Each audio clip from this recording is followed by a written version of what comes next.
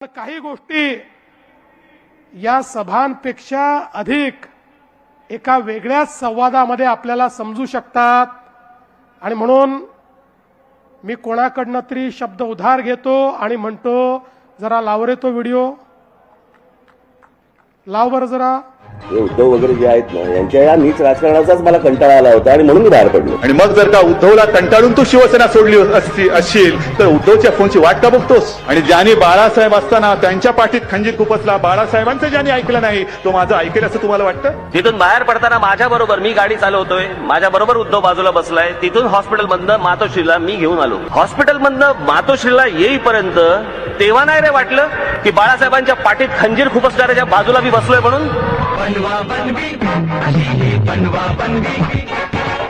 मुलाखतीमध्ये मी असं म्हटलं होतं सेनेबरोबर परत मनसेने युती करावी किंवा मी तुम्हाला सांगू का तो माणूस बोलतो वेगळं आणि करतो वेगळं। हा माणूस विश्वास ठेवणार का नाहीये मला माहिती आहे। तो अख्ख्या देशाला आणि महाराष्ट्राला माहित नाही इतकं जवळून मला माहिती आहे। त्या निंदकाचे घर असावे शेजारी। माझ्याकडे खूप व्हिडिओज आहेत।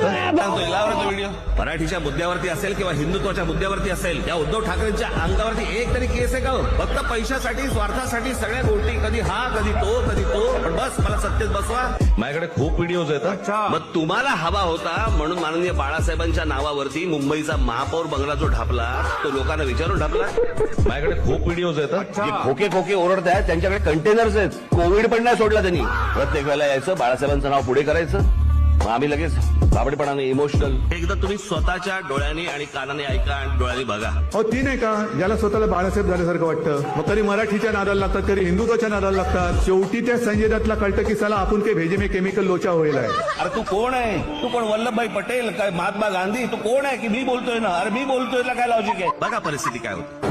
वो नेता नाम ले लो, वो क्या नेता है क्या? अरे वो तो सब मिली जुली सुपारीबाज है सभी। आमच्या आजोबांनी फार छान शब्द काढला होता असल्या वृत्तीच्या लोकांसाठी। हे सगळे लवंडे। संपलेल्या पक्षांवर मी उत्तर देत नाही।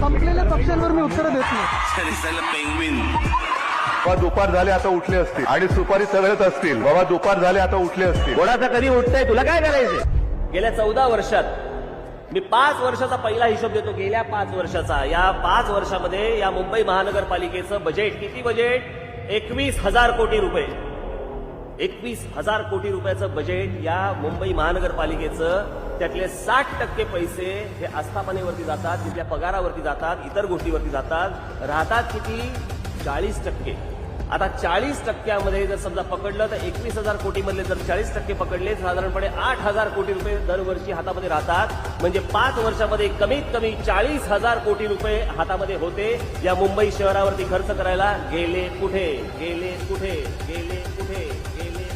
गेली 20-20, 25-25, 30-30 वर्ष महानगरपालिका आहेत ज्याच्यामध्ये शहराचा तर विकास झालाच आहे पण मराठी माणूसही उद्ध्वस्त झालाय। माननीय बाळासाहेब असताना या सगळ्या गोष्टींकडे एक बारीक लक्ष ती असायचं। नंतर तर काय बारीक लक्ष फक्त पैशावर। ते आज पण कुठेतरी आणि परवा पण कुठेतरी हेलिकॉप्टर बंद उतरताना उद्धव ठाकरेंची बॅग तपासली। निवडणूक आयोगाच्या लोकांना पण कुठे काय तपासायचं हे पण कळत नाही। ज्याच्या हातात आज पण कधी पैसे बाहेर निघाले नाही त्याच्या बॅगेत काय असणार? फार तर हात रुमाल आणि कोमट पाणी। त्यामुळे आता मला सांगा आपण उत्तर देण्याची गरज आहे? उत्तर त्यांनीच दिलंय।